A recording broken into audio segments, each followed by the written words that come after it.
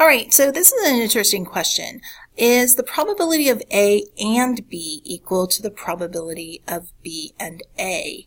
So basically, this question is asking, does the order matter? So let's go back to our Queen and 7 question. Is it going to matter whether I draw the Queen first or the 7 first? And first off, is it possible? No, it's not possible to draw a queen and a 7 or a 7 and a queen. Order doesn't really matter. Same thing for the or. Probability of drawing a queen or a 7 is the same thing as the probability of drawing a 7 or a queen or a heart. It's all the same probabilities. So the order really doesn't matter. So they both mean the same thing. The order of the events would not change the probability. There are some types of probability where this is going to change when we get into conditional, but just basic probability, order does not matter. All right, then let's take a look at the general addition rule for 2 events. These would be non-mutually exclusive events. These are events that could overlap. So if A and B are 2 events resulting from a chance process, then the probability of A or B occurring is equal to the probability of A plus the probability of B minus the probability of both of them occurring. All right, I'm going to go back to one of our examples at the very beginning. So do you remember right here the probability of a queen or a heart? Because there is that overlap, that probability that we might draw the queen of hearts, and the queen of hearts would be in this group, and the queen of hearts is in this group, we have to subtract that extra event.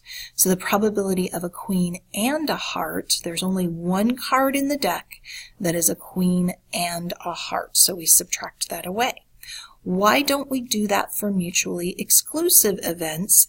Because remember, the probability of mutually exclusive events happening together is 0. So it would just be a waste of our time to subtract a 0. So that's why we do not do it. So once again, this little part right here, we don't do for mutually exclusive events because the probability of their and is 0 anyways, and it's just a waste of time.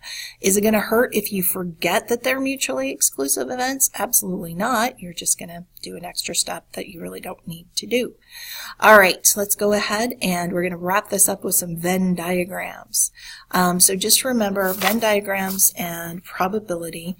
The first rule that you need to remember is to shade the complement of event. So if the event is represented by this circle, all right, so everything that's going on. So if I wanted the event, I would shade in there. Don't do that because that's not what I want. All right, I want everything not in that event.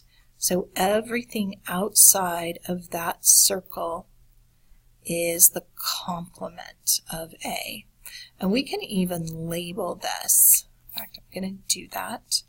I'm going to label this space out here A of C, or A to C, because that is the complement space. All right, the next one asks us to draw 2 mutually exclusive or disjoint events. So they basically would have absolutely no overlap, nothing in common between the 2 of them. So this is sample space A, and this is sample space B. Okay, so disjoint events.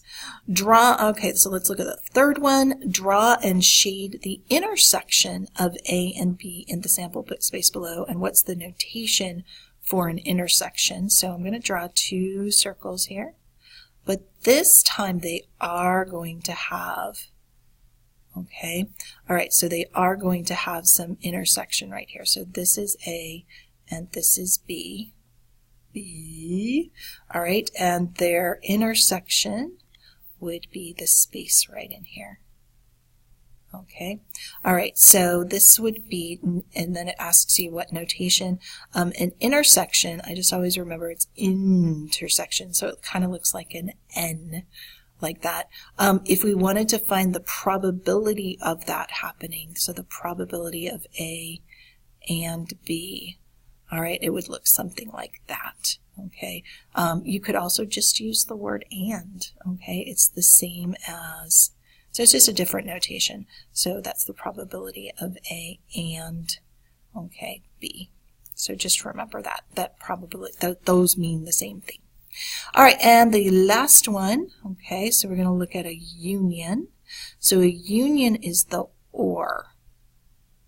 Okay, so, and that, of course, it starts with a U, so we use the little U to indicate that. So this is the same as an or, so the probability of A union with B is the same as saying the probability of A or B. So you'll see these interchanged quite a bit, just depending on different textbooks and different resources. And what would we shade here? So here's A and B. And we would shade everything because it would include all of A, all of B, and anything that A and B share in common would also be included. So what you can see is actually why we subtract this space out, because it's included in both A and B. It would be included twice in our probability. And that's why that overlap, if you actually think of it as two circles overlapping, we'd want to cut out one of those overlaps or else we would have too much in our probability. All right, so that wraps this one up. We ended with Venn diagrams. Yay, I love drawing. Okay, not exciting drawing, but it's drawing. So let me know if you have any questions. I know we covered a lot here. I tried to keep them pretty short, but let's go ahead and we're going to do lots of samples in class.